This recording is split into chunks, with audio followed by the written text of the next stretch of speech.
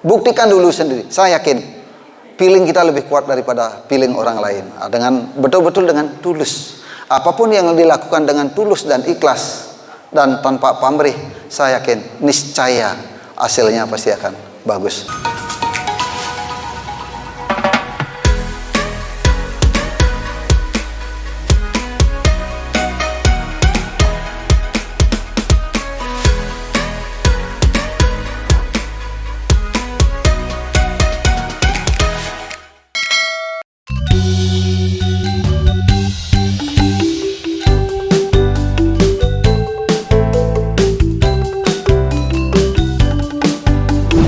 Swastiastu Sobat Aji, dimanapun berada, Adi Yulia masih di sini di Krishna Oleh Bali tentunya. Dan Adi sudah bersama Aji Krishna di belakang bersama dengan mahasiswa dan mahasiswi yang ada di Universitas Pendidikan Nasional Denpasar. Kali ini Aji berbagi lagi mengenai kisah suksesnya, mengenai kehidupannya, dan mungkin yang paling baru nih ya, karena Aji menjadi Ketua IMI. Selain itu juga apa saja sih yang akan diberikan oleh Aji di sini bersama para mahasiswa yang ada di sini?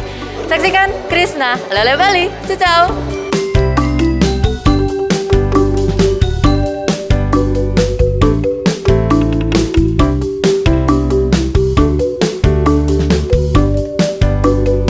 Perkenalkan, nama lengkap Gusti Ngurah Hanom. Panggilannya dulunya ada yang manggil Pak Cok, terus ada yang manggil Pak Cok Krishna. Jadi bingung nih semua. Akhirnya sekarang manggilnya Ajik. Ajik itu adalah sebutan bapak dengan anaknya. Makanya seluruh karyawannya Ajik, 2.500 karyawannya itu tidak boleh manggil bapak, cukup manggil Ajik. Dan satu-satunya pengusaha yang tidak gila hormat adalah saya. Karyawan itu tidak usah menghormati saya. Yang paling penting adalah cintailah perusahaan. Gitu. Ya, saya dari nama lengkap Gusti Ngurah Hanom, panggilan Aji Krishna, kelahiran Bali Utara. Bali Utara itu Singaraja, asli Gianyar.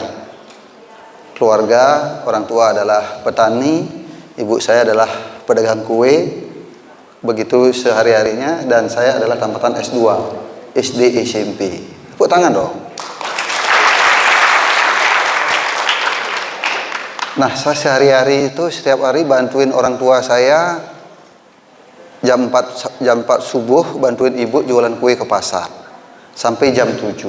Jam 7 pagi bantuin bapak saya jualan pergi ke sawah. Begitulah setiap hari sampai jam 10. Jam 10 saya persiapan untuk sekolah siang.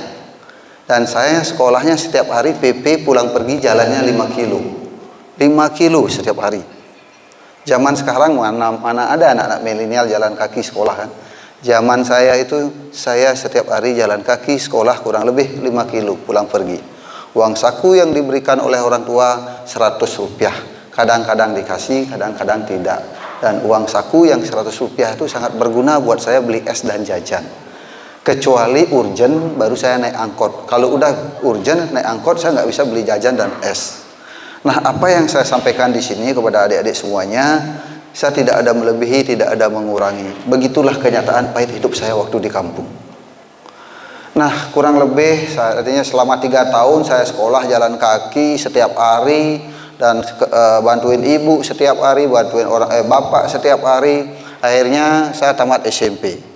Setelah tamat SMP, saya sempat melanjutkan di sekolah SMIP. SMIP itu dulu ada namanya tuh Sekolah Menengah Industri Pariwisata. Dan itu lebih berat lagi, saya jalan kakinya 6 kilo setiap hari bolak-balik. 6 kilo setiap hari bolak-balik karena itu di perkampungan sekolahnya. Dan jumlah siswanya tahu gak? 12 orang. Begitu ada pelajaran, begitu ada pertanyaan, ke-12 itu pasti dapat pertanyaan. Sedangkan saya orang yang paling bodoh di sekolah. Saya bodoh sekali di sekolah. Tapi sekarang adalah orang hebat di Bali jadi pengusaha. Boleh tepuk tangan.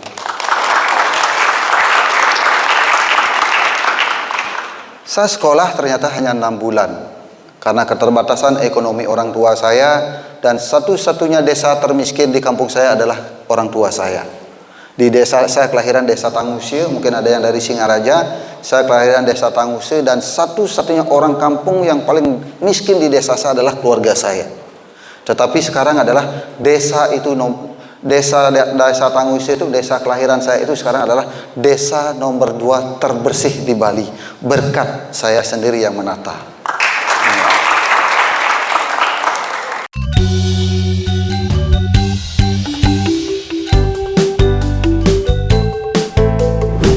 pertama kali saya bekerja adalah di Konveksi Sidarta. Pertama kali saya bekerja dan tidak pernah bekerja di tempat lain, hanya sekali bekerja di Konveksi Sidarta di Jalan Watu Renggong. Nah, selama saya kerja di sana, satu-satunya karyawan yang tinggal satu atap dengan satu perusahaan dengan satu owner adalah saya sendiri. Yang lainnya tidak ada yang mau tinggal sama bos. Kenapa? Karena rata-rata pegawai, karena rata-rata karyawan menghindari pekerjaan di luar jam kantor. Coba adik-adik ya, kalau kerja sama bos, tinggal sama bos, pasti pekerjaan lebih banyak kan? Otomatis kan, apalagi zaman sekarang jarang ada yang mau tinggal satu perusahaan sama owner. Dan saya pilih satu perusahaan sama owner. Kenapa? Satu, makan gratis. Kedua, kos tidak bayar. Artinya udah berhitung bisnis saya waktu itu. Selama saya kerja di Sidarta, toko buka jam 8, saya jam 6 harus sudah bangun. Harus membersihkan parkiran lah, bersihkan dapur, kamar mandi. Begitu jam 8 buka toko, teman-teman baru datang. Begitu juga sebaliknya, toko tutup jam 5, teman-teman sudah pulang, saya yang tutup toko, kembali lagi bersih-bersih sampai jam 7 malam. Setelah jam 7 malam, saya nggak ada kegiatan, karena saya tinggal sama bos. Kalau saya keluar, saya harus izin sama bos saya. Akhirnya saya sehari-harinya sering di tempat kerja aja sama bos. Nah, karena tidak ada kerjaan, di atas jam 7 saya tidak ada kerjaan, nganggur, di atas jam 7 saya belajar menjahit sablon dan motong. Bayangkan, saya hanya tamatan S2, SD, SMP, hanya pegawai serabutan. Begitu saya kerja di Sidarta, setelah 6 bulan kemudian saya bisa menjahit, bisa motong dan sablon. Nah, perusahaan Sidarta sebelum ada saya itu perusahaannya belum begitu besar. Begitu ada saya, Sidarta perusahaannya semakin berkembang. Dan mulai setiap bulan Agustus, order-order mulai banyak di konveksi itu. Karena setiap Agustus itu pasti pesanan pakaian sekolah-sekolah. Nah, di situ mulai Agustus semenjak ada saya, ordernya terlalu penuh dan mulailah saya bawa kerjaan keluar. Saya cari pengepul karena di dalam konveksi itu udah nggak bisa dihandle. Kerjaan itu saya bawa keluar. Nah, setelah saya bawa keluar, ternyata ketemu dengan teman saya di SMP, ketemu dengan teman saya yang kelas di SMP, sama-sama tamatan SMP.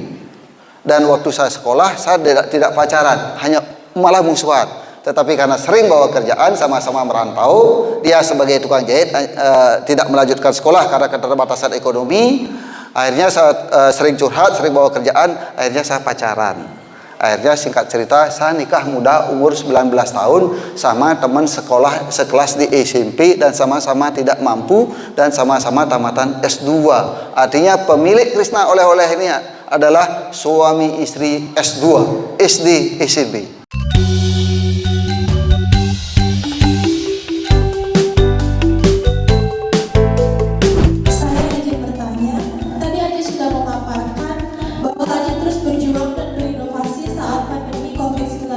Ini yang ekonomi kita sedang turun, terutama di daerah Bali. Baik, pertanyaan yang pertama, apa yang memotivasi Ajik untuk terus berjuang, berinovasi dan tegar atas hujatan-hujatan yang datang, sedangkan banyak perusahaan di luar sana yang malah lagi memilih untuk mengakhiri usaha yang telah dia bangun. Dan untuk pertanyaan yang kedua, menurut Ajik pribadi, untuk pengusaha yang baru terjun ke dunia bisnis di dalam kondisi ekonomi seperti sekarang, apa yang harus dilakukan agar perusahaan kita terus bertahan dan berkembang? Terima kasih. Dan sekarang tidak ada kata nggak bisa. Misalnya kalau adik-adik mau sukses di saat pandemi ini kan bisa. Misalnya contoh minyak Aji jadi reseller atau distributor kan bisa, kan gitu ya. Artinya dari reseller atau distributor kan, artinya dari harga reseller atau distributor kan beda gitu. Nah, makanya saya lihat jangan pernah pesimis. Di masa pandemi ini banyak kesempatan untuk berinovasi, untuk berbuat sesuatu. Tetapi jangan pernah pesimis, jangan pernah semakin banyak dengerin orang, semakin kacau pikirannya. Makanya percaya hati nurani sendiri, pakai feeling gitu. Nah, makanya adik kalau mau buat sesuatu jangan minta pendapat sama siapa-siapalah. Tunjukkan dulu diri kita sendiri mampu apa enggak gitu. Nah, makanya ikuti kata Ji. Kalau adik mau buat apa, cukup minta pendapat sama orang tua aja. Tapi kalau bisa tanpa minta pendapat dengan orang tua, kerjakanlah sendiri dulu. Buktikan dulu sendiri. Saya yakin feeling kita lebih kuat daripada feeling orang lain. Dengan betul-betul dengan tulus. Apapun yang dilakukan dengan tulus dan ikhlas dan tanpa pamrih, saya yakin niscaya hasilnya pasti akan bagus.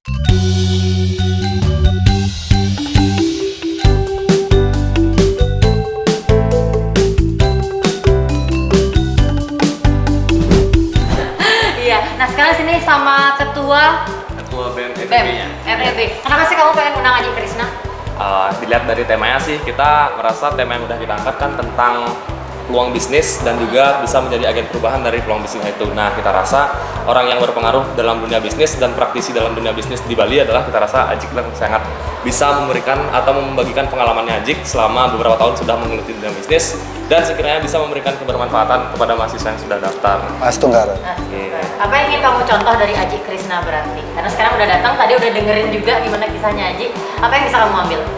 Yang bisa diambil sih lebih ke low profile-nya Aji dan tetap merendah hati walaupun ya sering disebut kayak moderatornya bilang tadi sering disebut crazy rich-nya Bali. Dan Aji tetap low profile dan juga itu mungkin diwariskan ke anak-anaknya bisa menjadi suatu contoh panutan juga walaupun saya bukan anaknya Aji tapi bisa menjadi panutan di Provinsi Bali sih. Jadi itu. Iya, thank you ya udah undang Aji. Kalau Aji apa Aji yang mau disampaikan Aji terutama kan anak-anak milenial sekarang ternyata masih aja lo ragu mau buat usaha mau apa gitu. Ya makanya saya selalu bilang jangan pernah pesimis kan, harus selalu optimis. Benar. Apalagi sekarang di zaman digital, zaman anak-anak milenial, zaman online sekarang ini sebenarnya anak-anak kita lebih hebat daripada kita gitu. Nah cuman sekarang mau nggak berinovasi gitu. Kalau nggak berinovasi habis kita. Saya yakin anak-anak milenial akan jauh lebih hebat daripada zaman-zaman Ajik kan. Tapi yang paling penting adalah kesederhanaan itu harus tetap dijaga. Oke, thank you Aji Krishna, thank you Undikna. Oke, terima kasih Aji Krishna.